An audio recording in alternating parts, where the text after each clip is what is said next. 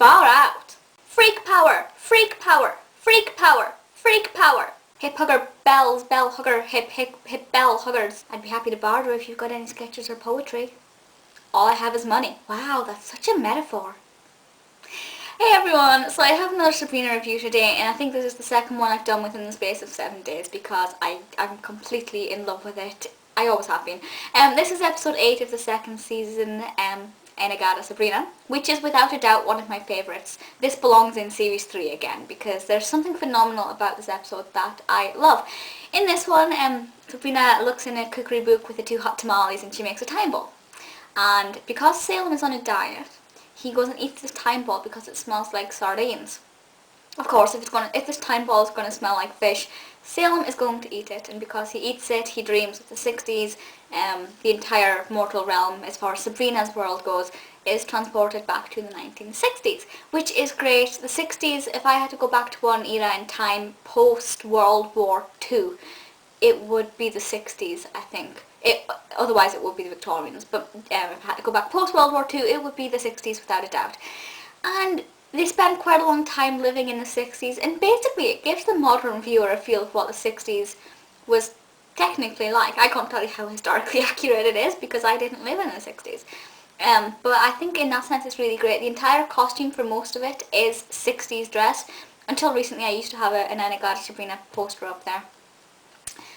Which I love. I love the whole 60s hippie costumes. Oh, it's so beautiful. And the whole thing about Hilda going on about her hip hugger bells, bell hugger hips. It's great fun.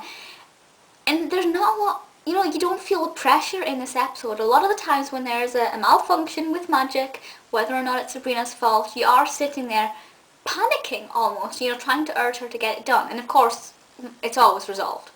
But in this one, you actually enjoy the magic mishap and it really works really quite well. A couple of favourite scenes, as you could probably tell by the beginning, I love the whole freak power scene and Libby kind of gets shunted away. I love how she's still in her cheerleader's costume though, and everybody else is in their kind of their hippie mode, and she's still in her cheerleader costume. It kind of shows how she doesn't conform to normality, whatever normality may be at the time. When they're saying kumbaya in a circle, I love that. I think the whole thing is just absolutely sensational, and what I love about it is Mrs. Quick gets to be completely at home. You can tell she doesn't really belong in the 1990s, and yes, she was gone by the noughties. You can tell she doesn't belong as a character in the 1990s. She's definitely more suited in personality to the 60s, so we get to see Mrs. Quick at home. In that aspect, I really enjoy that. It's really nice. Obviously there are problems towards the end when things start to go wrong and they need to get back to the present day. But I think it's quite a relaxed episode, pretty much because mainly everybody was probably off their faces, it kind of implies, but it's really nice. The bits where Hilda and Zelda are meditating on the floor, I love that. They're just, again, they obviously lived in the 1960s, but also the 1860s and the 1760s and so on. But it's nice to see them what they would have been like, many years before Sabrina was born. Many years by our standard, just a couple of weeks ago by their standard.